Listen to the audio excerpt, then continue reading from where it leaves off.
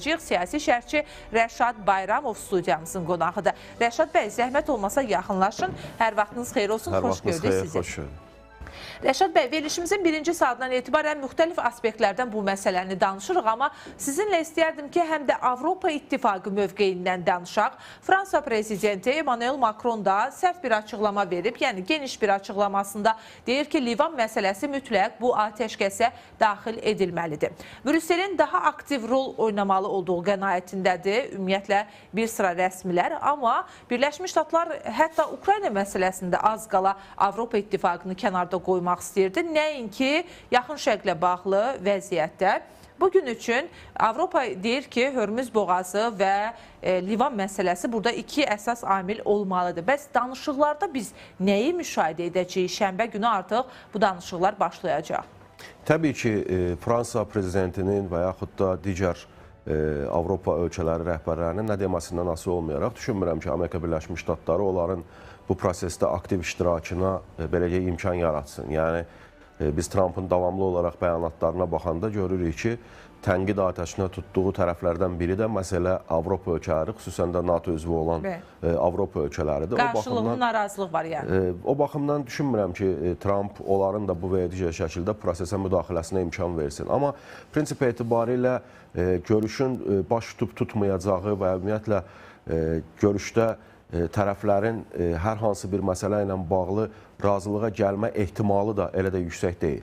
Yəni biz bilirik ki, Trumpın və Amerika Birləşmiş Ştatlarının nə deməsindən asılı olmayaraq atəşkəs elan olunması məhz İran tərəfindən təqdim olunan həmin o 10 bəndlik belə deyək sənəddən sonra elan olunubdur. Amerika Birləşmiş Ştatları sonda atəşkəsin başqa bir sənəd əsasında elan olduğunu deyir, amma o sənədlə bağlı da hər hansı bir məlumat yoxdur və üzə də çıxarılmayıb. Söhbət ondan gedir ki, bu günləri İran tərəfindən təqdim olunan belə deyək tələblərdə atəşkəsin bütün istiqamətlərdə dayandırılması ilə yanaşı, həm də İsrailin müqavimət oxuna qarşı əməliyyatlarının dayandırılması da nəzərdə tutulmuşdur. Yəni, başqa sözlə, proksi qüvvələrə qarşı keçirilən əməliyyatların dayandırılmasından söhbət gedirdi. Amma bu baş vermədi. Yəni, İsrail tərəfi atəşkəsin Livan istiqamətində də, belə deyək, Livan istiqamətinə də şamil olunmasını razılıq vermədi prinsip etibarilə. Və nəticədə bu artıq danışıqlarda ilkin şərtlərin pozulması anlamına gələ bilər. Yəni, əgər bu və ya digər şərtlərdən atəşkəs elan olunursa, sonra tərəflərdən hər hansı biri həmin şərtlərin icrası istiqamətində üzərinə düşən addımları atmırsa, bu faktiki olaraq artıq danışıqların özünün də dalana dirənmə ehtimalını artırır. Bu günləri məsələ orasındadır ki, İsrail Livan ərazisində hər nə qədər Hizbullaha qarşı belə deyək, mübarizə apardığını desə də, amma rəsmi Beyrut da məsələnin BMT Təhlükəsizlik Şurasına çıxarılması və İsrailin Livan ərazisindəki hərbi əməliyyatlara son qoyulması ilə bağlı çağırışlar eləyir. Bugün dünənləri İsrail tərəfindən təkcə Hizbullahın obyektləri deyil, eyni zamanda Livan ərazisində olan NATO sülhməramlı missiyasının belə atəşə tutulduğu ilə bağlı məlumatlar var və orada da ən böyük kontingent bilirik ki, İtaliya məxsusu idi, 1000-dən artıq əskər olmaqla və İtaliya tərəfinin də bununla bağlı kəskin etirazı var və hətta İsrail səfirliyi çağırılıb, ona nota belə təqdim olunubdur. İtaliya məsələsini vurğuladınız. Bir o barədə xəbər var. Qısa şəkildə təqdim edim Rəşad bəy. Və İtaliya lideri Giorgia Meloni yaxın şərqdə elə atəşkəsin pozulmasını qətiyyətlə pisləyib və deyib ki, Hörmüz boğazı məsələsinə xüsusi diqqət yetirməliyik. Hörmüz boğazında naviqasiya azadlığının bərpası İtaliya və Avropa İttifaqı üçün həyati əhəmiyyət kəsb edəcək qədər maraqlıdır və geri dönüş nöqtəsinə bir addımda yaxınlaşmışıq, amma indi qətiyyətlə davam etdirilməli olan Amerika Birləşmiş Ştatları və İran arasındakı bu kövrək atəşkəs perspektivi ilə üz-üzəyik, deyir Giorgia Meloni. Həqiqətən də kövrək atəşkəsdir, olduqca kövrək atəşkəsdir və yenə deyirəm, təbii ki, Avropa İttifaqı üçün, o cümlədən də təbii ki, İtaliya üçün olduqca həyati əhəmiyyət kəsb edir. Yəni, bu günləri Hörmüz boğazında vəziyyətdə gərginlik fonunda biz dünya bazarında neftin qiymətlərinin hara qalxdığını, enerji məhsullarının qiymətinin hara qalxdığını və bunun fonunda digər məhsulların istehsalı və s. tələb olunan xərclərin artması müqabilində ümumiyyətlə bütün sahələrdə qiymət artımına şahidlik etdik və bundan ən çox əziyyət çəkən də elə Avropa İttifaqı ölkələridir. O baxımdan onlar üçün təbii ki, Hörmüzdə belə deyək, sərbəst, rahat gedişin və təhlükəsiz gedişin öz həllini tapması bir nömrəli belə deyək, maraq kəsb eləyir. Amma məsələ orasındadır ki, bu günləri İsrail tərəfi istəyir Avropa İttifaqından gələn belə deyək, bu çağırışlar olsun, istəyir Körfəz ölkələrindən gələn bu çağırışlar olsun və yaxud da prosesdə bu və ya digər şəkildə dolayısıyla belə iştirak eləyən, yəni danışıqlarda iştirak eləyən Türkiyənin, Pakistanın, digər ölkələrin çağırışlarına nə dərəcədə əhəmiyyət verəcək, əsas məsələ odur. Bu günləri İsrail kifayət qədər yaxşı bilir ki, bu və ya digər şəkildə Livan istiqamətində müharibənin davam etdirilməsi Amerika Birləşmiş Ştatları ilə İran arasında əldə olunan razılaşmaların pozulmasına və eskalasiyanın belə deyək, yenidən artmasına təkan verə bilər. Və atəşkəs razılaşmasının da son anda xəbər tutan İsrail və bundan təəccübləndiyini İsrail rəsmilərinin bir neçəsi bu haqda bəyanatlarla çıxış etdilər. Təəccübləndiklərini deyən rəsmilər, İsrail rəsmiləri təbii olaraq müharibənin davam etdirilməsində maraqlıdırlar. O baxımdan bütün mümkün vasitələrlə bu atəşkəsin davamlı olmaması üçün addımlar atacaqlar və faktiki olaraq indiyə qədər ənənəvi şəkildə olan hadisə, yəni İsrail ilkin addımları atır və Amerika Birləşmiş Ştatlarını fakt qarşısında qoyur kimi bir hadisənin olma ehtimalları da var. Amma bugün ortada olan belə deyək, tələblər, həm Amerika Birləşmiş Ştatlarının İrana qarşı tələbləri, həm İranın Amerika Birləşmiş Ştatlarından istəkləri bir-biri ilə o qədər tərs mütənasibdir ki, bunların uzlaşdırılması və hansısa mərhələdə ortaq məxrəcə gəlinməsi faktiki olaraq belə deyək, az inandırıcı görünür. Rəşad bəy, istəyərdim ki, bəzi informasiyaları xatırladım. Çünki Birləşmiş Ştatlar prezidentindən açıqlama var, vitse-prezidentdən açıqlama gəlir. NATO ilə bağlı biz danışmışdıq qısa şəkildə. Xatırlatma etsək, NATO bizə lazım olanda köməyə gəlmədi, yenə ehtiyacımız olsa köməyə gəlməyəcək deyir. Qrilandiyanı misal olaraq çəkir. Digər açıqlamalara da nəzər yetirək. Sürətli şəkildə xatırlatma edirəm ki, ümumiyyətlə gün ərzində nələr deyilib. Donald Trump'ın İrana qarşı yönəlmiş hədələrinə də Amerika Birləşmiş Ştatlarından açıqlama gəlib. Ağ Evin mətbuat katibi də deyir ki, 2 həftəlik razılaşmaya Tehranı məcbur edən Birləşmiş Ştatlar prezidenti Donald Trump'ın bir növ hədələri olub. O gecə saatlarında sivilizasiyaların məhv edilməsi istiqamətində və konkret nəticələr verdiyi qənaətindədir. Gün ərzində gələn daha bir açıqlama var idi. Onlara da diqqət yetirək. Ard-arda bütün açıqlamaları xatırladaq tamaşaçılara ki, daha çox mənzərənin necə olduğunu görsünlər.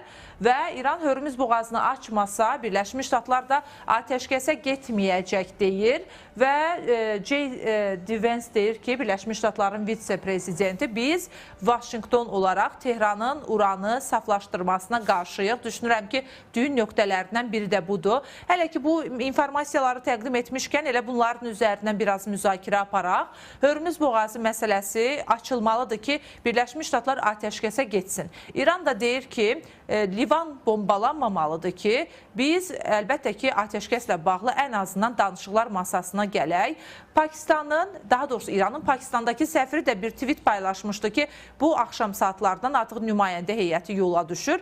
İndi də o tweeti silib. İndi şübhələr yaranır ki, görəsən doğrudan da mı gedəcək nümayəndə heyəti? Yəni danışıqlar prosesinin həmin o şənbə gününə qədər pozulma ehtimalını necə dəyərləndirirsiniz? Bir ümidsizlik var çünki. Təbii ki, ümidsizlik var və bu günləri danışıqlar prosesində İran tərəfdən iştirak etməlisi nəzərdə tutulan Qalibov əgər prosesin artıq uğursuzluğa düçar olduğu ilə bağlı bəyanatla çıxış eləyirsə və dediyimiz Livan istiqamətində məsələləri ön plana çəkirsə, faktiki olaraq görüşün baş tutmama ehtimalı da var. Yəni bu ehtimal da var, amma düşünürəm ki, tərəflərin, belə deyək, xüsusən də vasitəçi ölkələrin bu və ya digər şəkildə tərəfləri bir masa arxasında ən azından bir dəfəlik də olsa belə oturtmaq kimi bir imkanları olacaq. Bu günləri Amerika Birləşmiş Ştatlarının nə deməsindən asılı olmayaraq istəyir, ABŞ mətbuat xidməti rəhbəri istəyir, digərlərinin nə deməsindən asılı olmayaraq, təbii ki, söhbət, belə deyək, bir tərəfli şəkildə İranın xahişi ilə əldə olunan atəşkəs razılaşması deyil. Atəşkəsdə ən çox maraqlı olan tərəf Amerika Birləşmiş Ştatları idi və bunu mən ilk gündən etibarən də demişəm. Dəfələrlə ayrı-ayrı belə deyək, oyunçulara bundan bağlı təzyiqlər etdiyi də məlumdur və Pakistanın da, İslamabadın da bu təkliflərlə çıxış etməsində əslində Amerika Birləşmiş Ştatlarının ona müraciəti əsas belə deyək, rol oynayıbdır.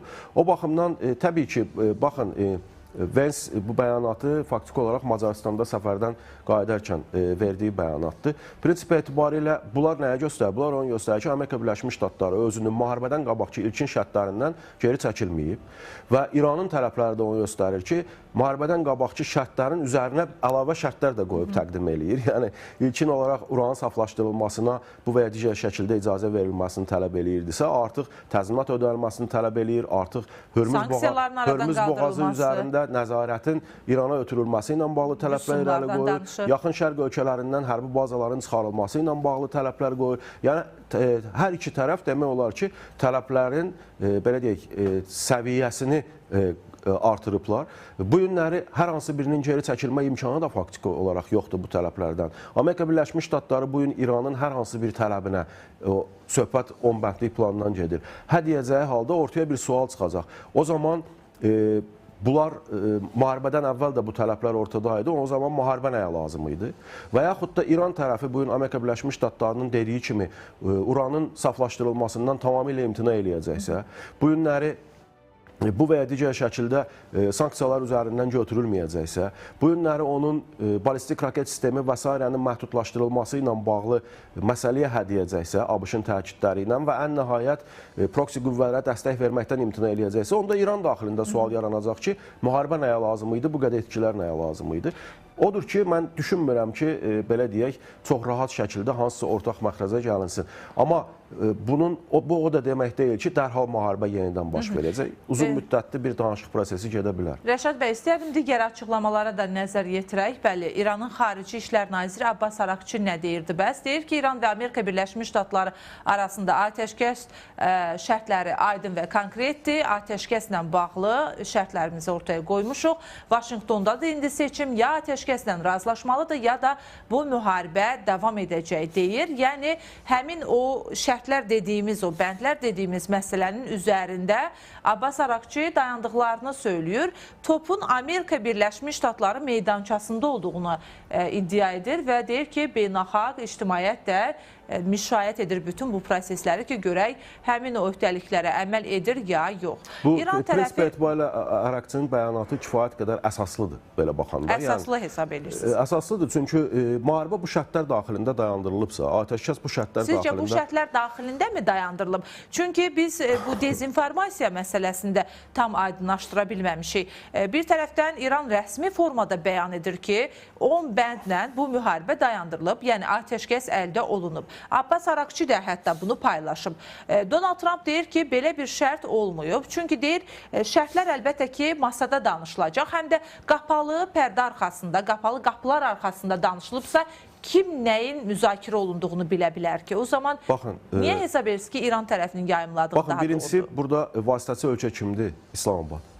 İslamabadın səfiri, yəni Pakistanın səfiri açıq şəkildə dünənləri bəyan etdi ki, müharibənin dayandırılmasında şərtlərdən biri də Livan istiqamətində müharibənin dayandırılması olubdur. Bu bir şərtdir. İkinci bir tərəfdən, dünənləri cənab Donald Trump özünün sosial şəbəkə Truth hesabında Araqçının müraciətini qoymuşdu ingilis dilində və orada 10 bənd müqabilində atəşkəs rejiminin elan olunması ilə bağlı məsələni özü paylaşıbdır Trump'ın, öz sosial şəbəkə hesabında. Yəni bu, İran tərəfindən təqdim olunan 10 maddəlik plan əsasında bu atəşkəs rejimi olmayıbsa, buna razılıq verilməyibsə, o zaman Trump özü niyə buna paylaşırdı? Sadəcə bu məsələlərdən sonra Amerika Birləşmiş Ştatları daxilində Trump hakimiyyətinin mövqeləri ilə bağlı kəskin, belə deyək, fikirlər ortaya qoyuldu.